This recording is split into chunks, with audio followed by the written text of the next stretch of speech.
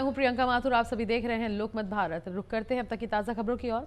उमरिया जिले के नरोजाबाद थाना क्षेत्र के वार्ड नंबर 7 में एक ही घर में 2 साल बाद फिर चोरी की घटना सामने आई। 8-9 मार्च की दरमियानी रात चोरों ने सूने घर का फायदा उठाते हुए मेन गेट का ताला तोड़कर घर में प्रवेश किया। चोरों ने घर के अंदर सामान बिखेरकर कीमती चीजों की तलाश की और सीसीटीवी कैमरे तोड़कर डीवीआर भी अपने साथ ले गए। इस बार करीब 25,000 रुपए नगद चोरी होने की जानकारी सामने आई है। उल्लेखनीय है कि 2 साल पहले इसी घर से करीब 40 लाख रुपए की चोरी हुई थी, जिसका अब तक खुलासा नहीं हो पाया है। पुलिस मामले की जांच कर रही है।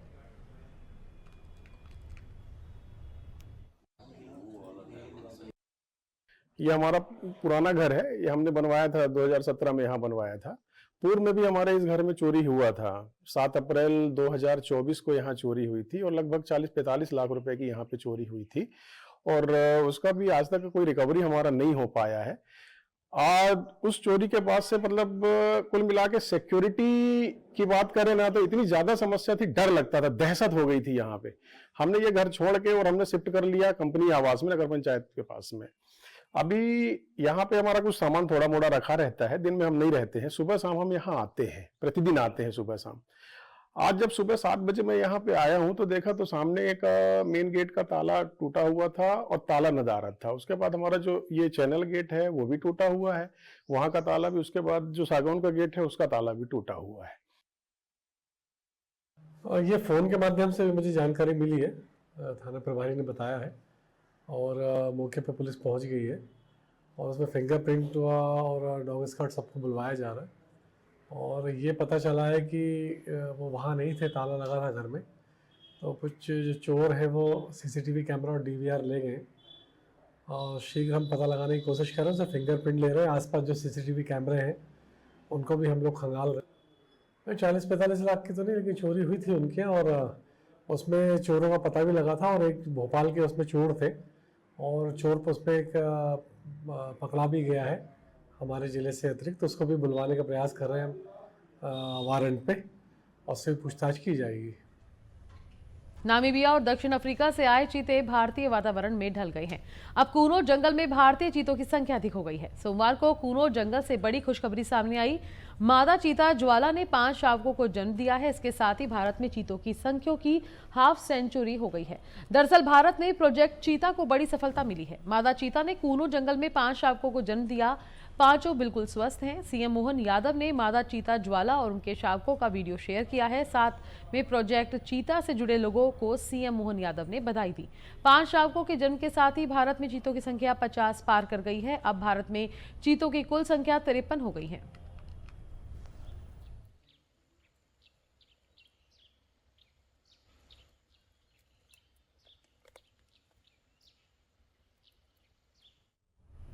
त्योहारों के मद्देनजर शहर में चलाए जा रहे चेकिंग अभियान के दौरान छोटी ग्वालटोली पुलिस ने 2 होटलों में ठहरे 20 संदिग्ध लोगों को हिरासत में लिया है। एडिशनल डीसीपी राजेश दंडोतिया के अनुसार पुलिस होटल और लॉज में लगातार जांच कर रही है। इसी दौरान थाना प्रभारी संजू कमेल की टीम ने नीलम होटल और गौरव होटल में जांच की। नीलम होटल में बिहार के चंपारण जिले के 15 लोग और गौरव होटल में नेपाल के 5 लोग ठहरे मिले। पूछताछ में सभी ने शहर घूमने आने की बात कही, लेकिन उनकी गतिविधियां संदिग्ध लगने पर पुलिस ने सभी को हिरासत में लेकर प्रतिबंधात्मक धाराओं में कार्रवाई करते हुए जेल भेज दिया। पुलिस बिहार के चंपारण पुलिस से संपर्क कर जानकारी जुटा रही है। वहीं नेपाल से आए लोगों की भी सुरक्षा एजेंसियों के माध्यम से जांच की जा रही है। प्रारंभिक जांच में सामने आया कि सभी लोग फ्लाइट से इंदौर पहुंचे थे। लगाई गई थी। उस पर ड्रोन सर्विलेंस भी लगाया गया था, जिसमें कि एक कंट्रोल रूम भी बनाया गया था और ड्रोन से सर्विलेंस की जा रही थी, एरियल सर्विलेंस। तो इसके साथ साथ क्राइम ब्रांच के 80 से अधिक लोग का सिविल में लगाए गए थे। इसके अलावा थानों से भी लगे थे। कुल मिलाकर 100 से अधिक का बल सिविल ड्रेस पर लगा था, जो कि उन्हें उस घेर के बीच ही घेर का हिस्सा बनकर और कई संदिग्ध लोगों पर नजर रखना था, चाहे वो महिलाओं को छेड़छाड़ करने की बात हो या फिर कोई चाकू लेकर घूम रहा था, इन सभी पर नजर रखना था। तो इस दौरान क्राइम ब्रांच और छोटी ग्वालटोली ने दोनों थानों के द्वारा मिलकर अभी 20 ऐसे सस्पेक्टेड लोगों को पकड़ा है, जो 5 लोग जिसमें कि नेपाल के परसा और बारा जिले के हैं, जबकि 15 लोग बिहार के चंपारण जिले से आए हैं। इन सभी 20 लोगों को छोटी ग्वालटोली थाना क्षेत्र के अंतर्गत उनको हिरासत में लिया गया है। इंदौर के बाणगंगा में रहने वाले 3 युवकों का वीडियो सोशल मीडिया पर वायरल हुआ है। वायरल वीडियो में युवक तलवार और चाकू के साथ नाचते नजर आ रहे हैं। क्राइम ब्रांच और बाणगंगा थाने की पुलिस अब हथियार लहराकर नाचने वाले युवकों की जानकारी में जुट गई है। बाणगंगा इलाके के गोविंद नगर खारचा के युवकों का यह वीडियो बताया जा रहा है। वीडियो में अतुल ठाकुर और उनके 2 साथी नाचते गाते दिख रहे हैं। इसमें अतुल और उसके दोनों साथियों के हाथ में तलवार और चाकू है। उन्होंने इसे इंस्टाग्राम आईडी पर अपलोड किया।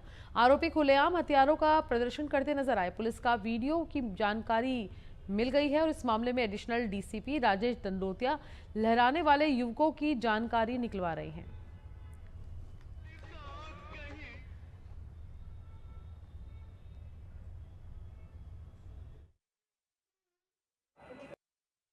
सोशल मीडिया मॉनिटरिंग सेल के द्वारा एक वीडियो को आइडेंटिफाइड किया गया है जो कि सोशल मीडिया पर वायरल हो रहा है, जिसमें जो तलवार लहराते हुए कुछ लड़के दिखाई दे रहे हैं। इसमें इसको जब आइडेंटिफाइड किया गया तो इसको ये बाणगंगा का फिलहाल अभी पता चल रहा है कि बाणगंगा थाना क्षेत्र का वीडियो है। थाना प्रभारी बाणगंगा एसीपी बाणगंगा को बता दिया गया है। उनके द्वारा उनको जो लड़के जो वीडियो पर दिखाई दे रहे हैं उनको आइडेंटिफाइड किया जाकर उनको कड़ी प्रतिबंधात्मक और तदनुसार वैधानिक कार्रवाई की। इंदौर के एरोड्रम थाना क्षेत्र के एक मकान में पोंछा लगाने को लेकर 2 पक्षों के बीच जमकर हथियार चले, जिसमें महिलाएं और बच्चे भी आपस में भिड़ गए। इस मामले में पुलिस ने 2 लोगों को हिरासत में लिया है। दरअसल इंदौर के एरोड्रम थाना क्षेत्र के नगीम नगर के एक 2 मंजिला मकान में पोंछा लगाने की बात पर मकान के ऊपरी मंजिल और निचली मंजिल के किराएदारों के बीच जमकर हथियार चले। रंग पंचमी को जहां रंग गुलाल लगाकर त्योहार मना रहे थे, वहीं दोनों परिवारों के बीच जमकर लात घूंसे चल रहे थे। जहां सोहन और शुभम के परिवारों के बीच हथियार पत्थर और जमकर लात घूंसे चले। विवाद के दौरान मौके पर लगे सीसीटीवी में घटना रिकॉर्ड हो गई, जो सोशल मीडिया पर वायरल हो गया है। इस मामले में पुलिस ने 3 लोगों को हिरासत में लिया है और दोनों ही पक्षों की शिकायत पर जांच की जा रही है। एरोड्रम में जो कि ऊपर नीचे एक मकान में ऊपर नीचे रहते हैं 2 पक्ष के लोग, उनमें झगड़ा हुआ था। इसमें पोंछा लगाने की बात को झगड़ा हुआ था। पहले महिलाओं में झगड़ा हुआ, फिर उसके बाद उसमें पुरुष भी शामिल हो गए, जिसमें कि एक पुरुष के जो फरियादी है उसके थोड़ी सी चाकू लगा है और उसके साथ मारपीट की गई है और जान से मारने की धमकी भी दी गई है। तो इस पर अश्लील गाली गलौज, जान से मारने की धमकी और जो चोट आई है मारपीट की धाराओं में केस रजिस्टर किया कर इन्वेस्टिगेशन लिया गया है। इसमें 1 महिला और 3 पुरुष के खिलाफ केस रजिस्टर किया गया है, जिसमें कि 2 लोगों को थाना एरोड्रम की पुलिस के द्वारा हिरासत में लिया। बदमाशों के साथ जन्मदिन की पार्टी मनाना एक पुलिसकर्मी को भारी पड़ गया। परदेशीपुरा थाने में पदस्थ हेड कांस्टेबल जीतू सरदार को सोशल मीडिया पर वायरल हुए फोटो और वीडियो के बाद निलंबित कर दिया है। जानकारी के मुताबिक जीतू सरदार के जन्मदिन पर संयोगितागंज थाना क्षेत्र के लिस्टेड वांटेड आकृत बोयत, आयुष बोयत और दीनू बोयत ने फूल माला और गुलदस्ते से उनका स्वागत किया और केक कटाकर जश्न मनाया। इस दौरान बनाए गए फोटो और वीडियो सोशल मीडिया पर वायरल हो गए। इतना ही नहीं, हेड कांस्टेबल ने खुद भी एक फोटो अपनी सोशल मीडिया डीपी पर लगा रखी थी। मामला सामने आने के बाद वरिष्ठ अधिकारियों ने जांच कराई, जिसमें पुलिसकर्मी का आपराधिक रिकॉर्ड वाले युवकों के साथ जश्न मनाना पाया गया। पुलिस नियमों के तहत इसे अनुशासनात्मकहीनता मानते हुए पुलिस कमिश्नर के निर्देश पर जीतू सरदार को तत्काल प्रभाव से निलंबित कर दिया है और पूरे मामले की विभागीय जांच शुरू कर दी है। ये एक सोशल मीडिया में वीडियो वायरल हुआ था, जिसमें कि परदेशीपुरा थाने में पदस्थ हेड कांस्टेबल जीतू सरदार का एक फोटो वायरल हुआ था, फोटो वीडियो, जिसमें कि सोशल मीडिया प्लेटफॉर्म पर डाला गया था और उसमें जो लोग साथ में थे उनकी जब वेरिफिकेशन किया गया तो उनके क्रिमिनल रिकॉर्ड निकले थे, थाना संयुक्तागंज से उनके आपराधिक रिकॉर्ड थे। इसको संज्ञान में लेते हुए चूंकि सोशल मीडिया पर वायरल हुआ था, इससे कहीं ना कहीं छवि को काफी नेगेटिव जाती है। इसमें तत्काल प्रभाव से इसको नोटिस जारी किया जाकर डीसीपी जोन 2 कुमार प्रतीक सर के द्वारा हेड कांस्टेबल जीतू सरदार को सस्पेंड कर दिया गया। छोटी ग्वाल टोली थाना क्षेत्र में एक रिक्शा चालक की सतर्कता से मोबाइल चोरी का मामला सामने आया है। रिक्शा चालक को उसकी गाड़ी में बैठी एक महिला, उसके पति और बच्चे पर शक हुआ, जिसके बाद उसने पुलिस को सूचना दी। सूचना मिलते ही तीनों संदिग्ध मौके से फरार हो गए और रिक्शे में एक बैग छोड़ गए। पुलिस ने बैग की जांच की तो उसमें कई चोरी के मोबाइल मिले। जांच के बाद कुछ मोबाइल उनके असली मालिकों को लौटा दिए गए। राजेश दंडोतिया के अनुसार बाकी आरोपियों की तलाश की जा रही है।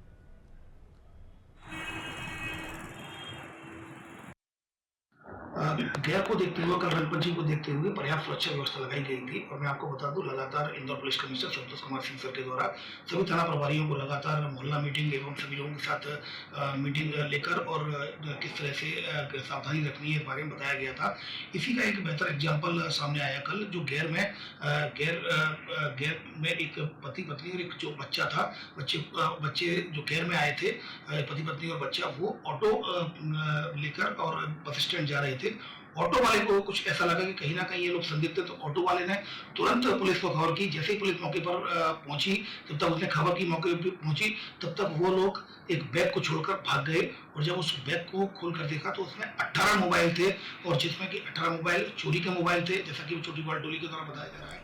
इंदौर के तुकोगंज थाना क्षेत्र में jewellery company Rajat James and jewellery private limited में एक महिला कर्मचारी पर ग्राहकों के नाम से वाउचर बनाकर 357 ग्राम सोना लेने और खुद रखने का आरोप है। घटना 21 जनवरी से 9 फरवरी 2026 के बीच एमजी रोड स्थित कंपनी में हुई। कंपनी के डायरेक्टर रजत माहेश्वरी ने शिकायत दर्ज कराई। पुलिस ने जांच के बाद आरोपी के खिलाफ धोखाधड़ी सहित अन्य धाराओं में मामला दर्ज कर लिया है। आरोपी ने न तो सोना बेचा और न ही कंपनी में वापस जमा कराया। मामला गंभीर है और जांच जारी है।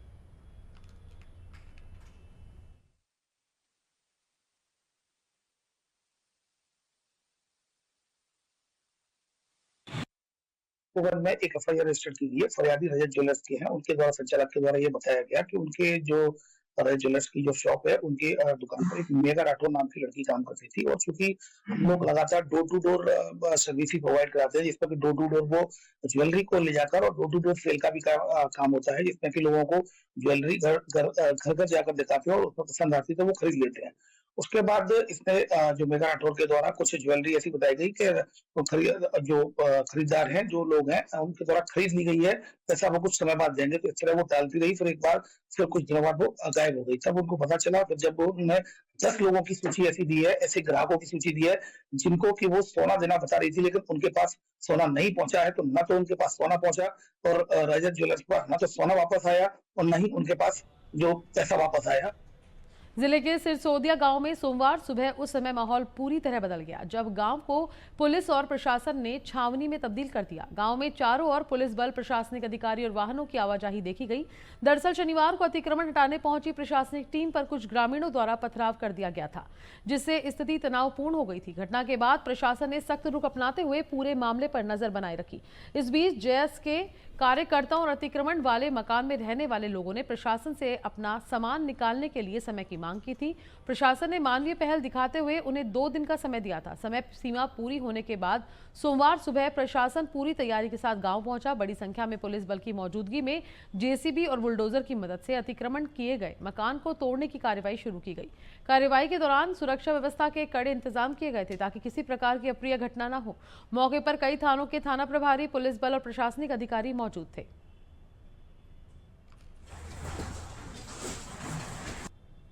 जैसा कि आपको विदित है, 2 दिन पहले यहाँ जो आवेदक थे उनके द्वारा आवेदन जो है इसमें लगाया गया था, और अनावेदक से 2 दिन का समय लिया गया था कि अगर 2 दिन बाद वो स्वयं नहीं हटाता अतिक्रमण तो उसको प्रशासन से सहयोग करके वो हटाएगा। तो आज उसके द्वारा प्रशासन का सहयोग किया गया। उसने लिखित में दिया कि वो अपना सामान हटाना चाहता। तो प्रशासन, सामान्य प्रशासन, राजस्व विभाग, पुलिस प्रशासन कानून व्यवस्था की कोई स्थिति निर्मित ना हो इसके लिए यहाँ पर मौजूद है। आज इस अतिक्रमण जो था, चूंकि ये प्राइवेट एक लैंड है, उस लैंड पर एक अतिक्रमण था, उसी को माननीय न्यायालय के आदेश से हटाया गया है। ग्राम सिरसोदिया में एक प्राइवेट भूमि में जो अतिक्रमण करता है, उनके विरुद्ध में जो सक्षम न्यायालय नायब तहसीलदार, उनके विरुद्ध अतिक्रमण हटाने का आदेश पारित किया गया था। उसी आदेश का अमल आज कराया गया है। इसमें पूर्ण रूप से मौके पर शांति व्यवस्था कायम है, और जो अतिक्रमण करता व्यक्ति है वो स्वयं आज उसने अपनी सहमति से ही सामान हटाया है, और उस संबंधित व्यक्ति को जो भी नियमानुसार हम लोग उनकी मदद कर सकते हैं उसका उनको आश्वासन दिया गया है, जिसमें वो राजी भी हुए हैं। तो उसी बेस पे कार्रवाई की गई है, और अभी पूर्णतः शांति है, कहीं कोई कानून व्यवस्था। रंगपंचमी के जैसे बड़े त्योहार के दिन पश्चिम क्षेत्र की कई कॉलोनियों में घंटों बिजली गुल रहने का मामला अब राजनीतिक तूल पकड़ता जा रहा है। शहर कांग्रेस के संगठन महामंत्री संजय बाकलीवाल ने इस पूरे घटनाक्रम को लेकर विद्युत मंडल के अधिकारियों की कार्यप्रणाली पर सवाल खड़े किए हैं।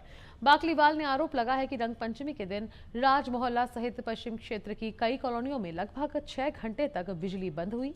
विद्युत विभाग की ओर से तर्क दिया गया कि गैर जुलूस के दौरान पानी बिजली लाइनों तक पहुंच सकता है, जिससे करंट फैलने का खतरा रहता है। इसी वजह से एहतियात के तौर पर बिजली सप्लाई बंद कर दी गई। कांग्रेस नेता का कहना है कि शहर में वर्षों से रंगपंचमी का गैर निकलने की परंपरा रही, लेकिन पहले कभी पूरे क्षेत्र की बिजली बंद नहीं हुई। रंगपंचमी के दिन कल इंदौर में जो अधिकारियों ने कृत्य किया, उससे आम जनता परेशान हो गई है। रंगपंचमी की गैर सालों से परंपरा अनुसार निकलती है, लेकिन पहली बार ऐसा हुआ है कि रंगपंचमी के दिन 9 बजे से 4 बजे तक अन्य कॉलोनियों की भी लाइट बंद कर दी गई। विद्युत मंडल का ये जवाब था कि रंगपंचमी की गैर से कहीं पानी गिरने से, पानी पड़ने से उससे कोई विद्युत का प्रभाव न हो। तो उन अनाड़ी अधिकारियों से मैं पूछना चाहता हूं कि उसके पहले कोई रंगपंचमी की गैर नहीं निकली, और रंगपंचमी की गैर भी निकलती है तो जो रंगपंचमी की गैर का जो एरिया है उस एरिया में लाइट बंद रहती है, अन्यथा दूसरी जगह की लाइट बंद नहीं करते हैं। और सुरक्षा की दृष्टि से वो सही भी है, लेकिन सुरक्षा की दृष्टि की आड़ में अधिकारियों ने आम नागरिक, आम जनता को, हॉस्पिटल वालों को, इनको सबको परेशान कर 4 बजे तक लाइट बंद करी, जो कहाँ तक उचित है? क्या इसमें कोई उच्च अधिकारी देखने वाला नहीं है? ग्वालियर हाई कोर्ट ने विजयपुर विधानसभा सीट से कांग्रेस विधायक मुकेश मल्होत्रा का चुनाव शून्य घोषित कर दिया है और अदालत ने माना है कि उपचुनाव के दौरान दाखिल किए गए नामांकन पत्र में आपराधिक प्रकरणों की पूरी जानकारी नहीं दी गई थी। ये याचिका विजयपुर से भाजपा प्रत्याशी पूर्व मंत्री रामनिवास रावत द्वारा दायर की गई थी। याचिका में आरोप लगाया गया था कि नामांकन दाखिल करते समय मुकेश मल्होत्रा पर दर्ज आपराधिक मामलों की जानकारी छिपाई गई। अदालत में प्रस्तुत अभिलेखों के अनुसार मल्होत्रा पर कुल 6 आपराधिक मामले दर्ज थे, जबकि नामांकन पत्र में उन्होंने केवल 2 मामलों का ही उल्लेख किया।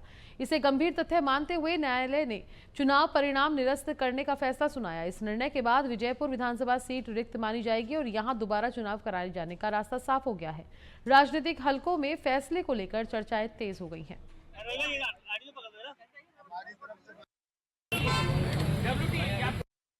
नहीं, इसके बारे में क्या कहना, न्यायालय का। मैंने इलेक्शन पिटीशन लगाई थी, उसके खिलाफ न्यायालय ने निर्णय दिया है। निर्णय आपके सामने है और निर्णय में देखिए कई दृष्टियों से देखा जाए तो किस तरह से आप देखोगे। मेरा मानना ये है कि माननीय उच्चतम न्यायालय ने, चुनाव आयोग ने चुनाव सुधारों को लेकर जो नियम बनाते गए, चुनाव प्रक्रिया में सुधार हुआ, उन सुधारों की तरफ भी उसी कड़ी में माननीय सुप्रीम कोर्ट के निर्देशों के आधार पर एक शपथ पत्र भरा जाता है। शपथ पत्र का उद्देश्य ये है कि उनका प्रतिनिधि कैसा है, उसका चरित्र कैसा है, उसका व्यक्तित्व कैसा है, उसके पास प्रॉपर्टी कैसी है, सारी चीजें दी जानी चाहिए। वो उसने छुपाई। अपने आपराधिक प्रकरण जिन 2 में सजा हुई थी उनको छुपाया, जंगल काटने के प्रकरण को भी उन्होंने छुपाया। वित्तीय वर्ष अपने अंतिम दौर में है, ऐसे में और शासन प्रशासन राजस्व वसूली की प्रक्रिया लगातार कर रहा है। जहां इंदौर के महापौर पुष्यमित्र भार्गव ने एक वीडियो जारी कर राजस्व राशि जमा करने को लेकर इंदौर की जनता से अपील की है। मेयर पुष्यमित्र भार्गव ने आगामी 14 मार्च को लगने वाली लोक अदालत का भी जिक्र किया। उन्होंने शहर वासियों से निवेदन किया कि लोक अदालत में जहाँ जनता को राजस्व राशि जमा करने को लेकर तमाम तरह की राहत मिलेगी, तो वहीं इससे पहले भी यदि कोई राशि जमा कराने पहुंचता है तो उसे भी योजनाओं का लाभ मिलेगा। नमस्कार, इंदौर की जागरूक जनता को मेरा नमस्कार। वित्तीय वर्ष अपने अंतिम पैदान पर है। नगर निगम इंदौर का बजट भी बहुत जल्द आने वाला है। ऐसे में साल की आखिरी लोक अदालत भी दिनांक 14 मार्च 2026 को होने वाली है। मेरा आप सभी से बहुत विनम्र आग्रह है कि इंदौर को सशक्त, मजबूत और आत्मनिर्भर बनाने के लिए सबसे ज़्यादा इस बात की आवश्यकता है कि हम सब अपना संपत्ति कर, जल कर ज़रूर भरें। और ये लोक अदालत इस वर्ष के लिए हम सब के लिए एक अंतिम अवसर है जब हम सरचार्ज में छूट प्राप्त कर कर इसका लाभ ले सकते हैं। मेरा आपसे आग्रह है कि 14 मार्च को होने वाली लोक अदालत इस वर्ष की अंतिम लोक अदालत है। अपना संपत्ति कर, जल कर या अन्य कर इस दिन भरकर आप सरचार्ज में छूट भी प्राप्त कर सकते हैं और एक जिम्मेदार नागरिक होने का उदाहरण भी प्रस्तुत कर सकते हैं। लोकमत भारत मध्य प्रदेश में लॉन्च हो गया है, वहीं इसके स्वागत में बधाइयों का तांता लगा हुआ है। इसी अवसर पर मध्य प्रदेश कांग्रेस के महासचिव सोनीला मिमरोड भाटिया ने शुभकामनाएं दी। उन्होंने कहा कि लोकमत भारत राज्य के मीडिया परिदृश्य में एक नई और जनता के लिए विविधता लाएंगे। नमस्कार। लोकमत भारत का मध्य प्रदेश में संस्करण शुरू हुआ है, उसकी बहुत बहुत बधाई और शुभकामनाएं। मैं इंदौर से सोनीला मिमरोड भाटिया, मध्य प्रदेश महिला कांग्रेस की महासचिव एवं इंदौर शहर महिला कांग्रेस अध्यक्ष होने के नाते आपको बहुत बहुत बधाई और शुभकामनाएं देना चाहती हूँ। आप बहुत आगे निरंतर प्रगति करें और जो आपका काम है पत्रकारिता सबसे महत्वपूर्ण इस समय पर है, उसे आप बहुत निष्ठा से और बहुत धैर्य के साथ निभाएं। यही शुभकामनाएं हैं। धन्यवाद।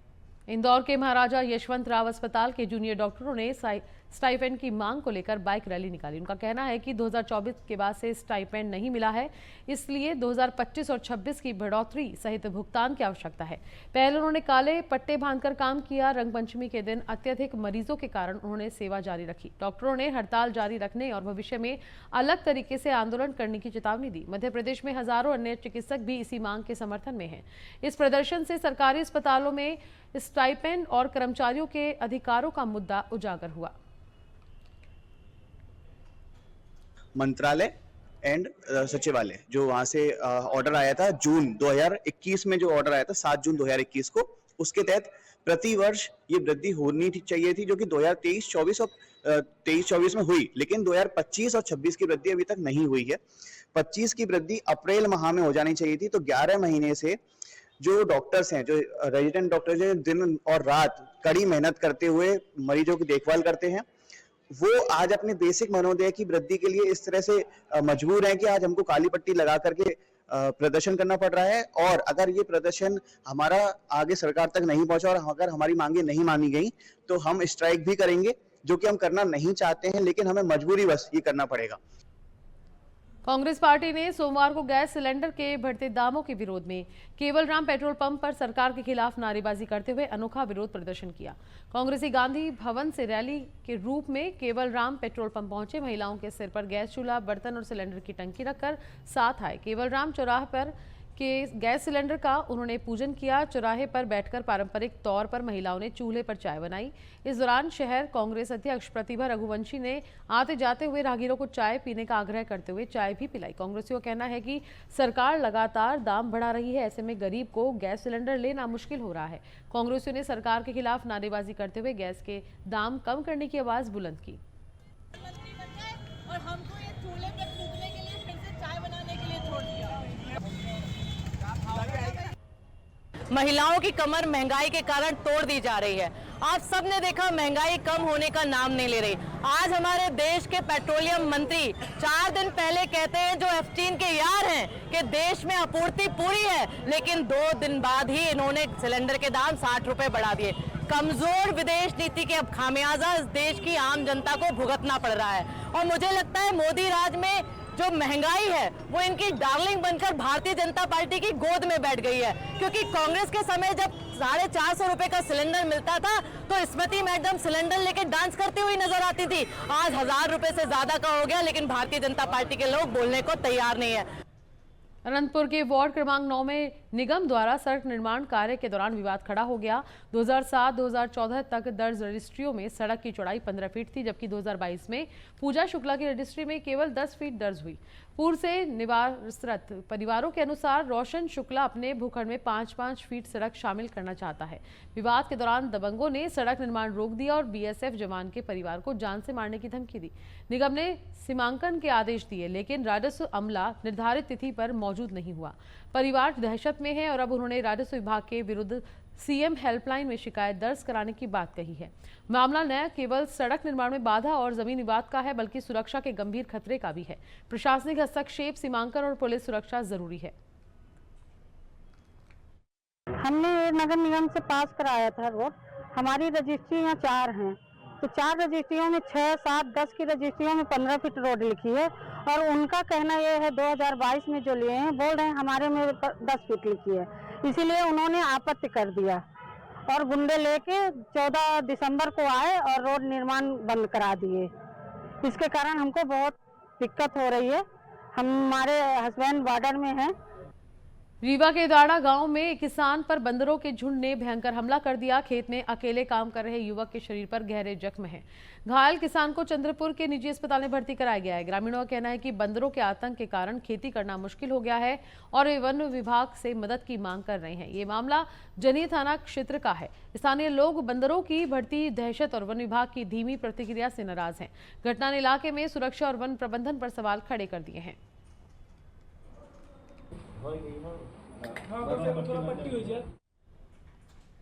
15 दिन पहले लापता किशोर का शव देवलहा जल प्रताप में मिलने के बाद परिजन हत्या का आरोप लगा रहे हैं। पुलिस की कथित ढीलापन के कारण मौत होने का दावा किया जा रहा है।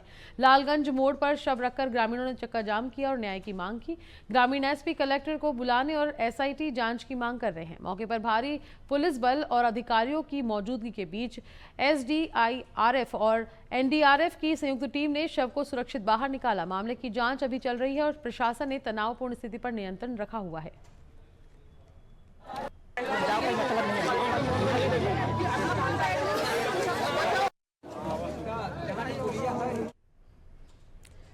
खबरों में फिलहाल अभी के लिए इतना ही। मुझे दीजिए इजाजत। नमस्कार।